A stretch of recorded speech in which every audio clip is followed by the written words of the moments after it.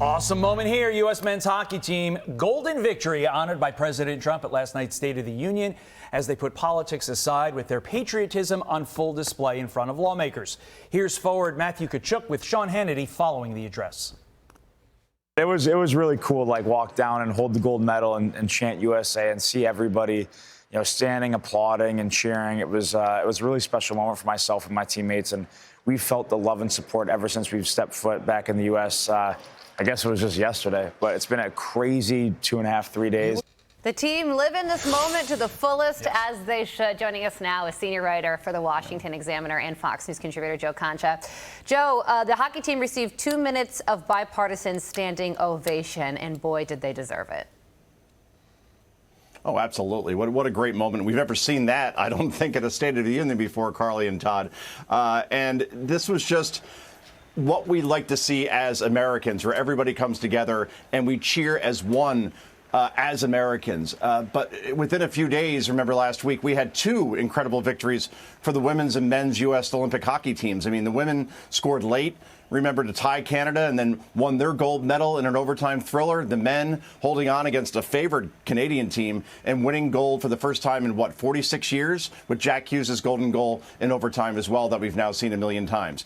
One would think we could just enjoy this moment and celebrate as Americans without any negativity. And instead, the men's team from the left, not everybody, but enough people, especially online and on other networks, they're being attacked for speaking to the sitting president of the United States, who called them after the game and invited them to the State of the Union that they showed up to last night. An invitation they gladly accepted, by the way. I saw on one network last night, guys, where a former Biden official named Simone Sanders called them political props. But here's the thing.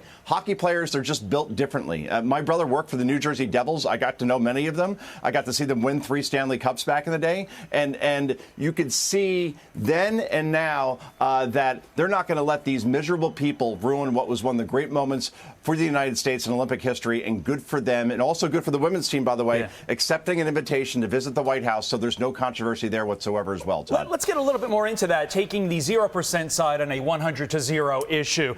Various publications slamming gold medal winners due to that phone call they had with President Trump immediately after they won over the perceived slight to the women's team. By the way, they're coming to the White House as well. Here's some of the headlines. The ugly underbelly of the U.S. men's hockey victory. The U.S. men's Olympic hockey team won gold and then lost the room.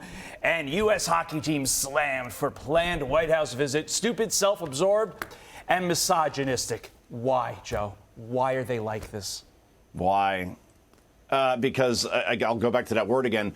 These are miserable people who just have to take a moment like this and dance all over it. You even have to wonder, you remember 9/11, after that happened a few weeks later, the World Series was played in the Bronx in New York, and George W. Bush walked out to the mound, threw a perfect strike, and the whole stadium as one cheered and chanted USA. They didn't care it was a Republican president or a Democratic president. They all came together, and there was no negativity whatsoever, because as Americans, we're happy when Americans come back and do great things.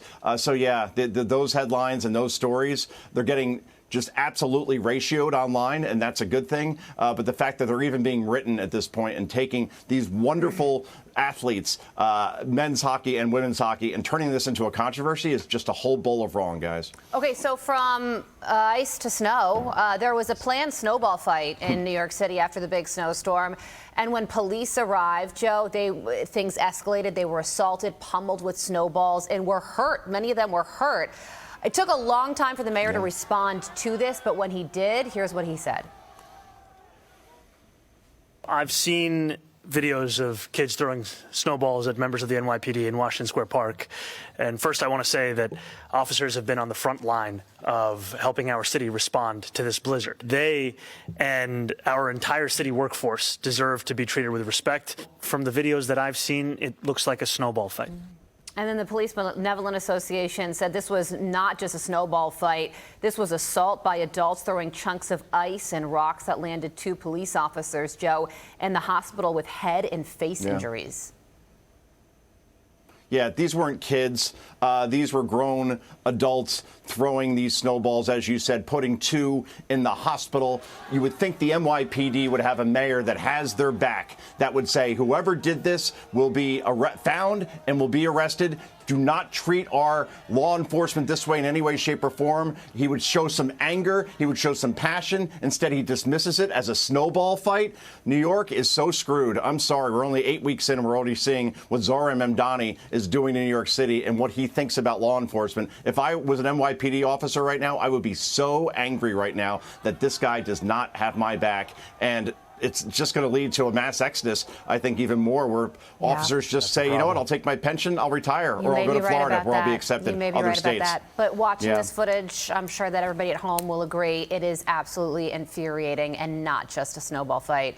Joe, got to leave it there, but thank you so much for joining us this morning. I'm Steve Doocy. I'm Brian Kilmeade. And I'm Ainsley Earhart. And click here to subscribe to the Fox News YouTube page to catch our hottest interviews and most compelling analysis.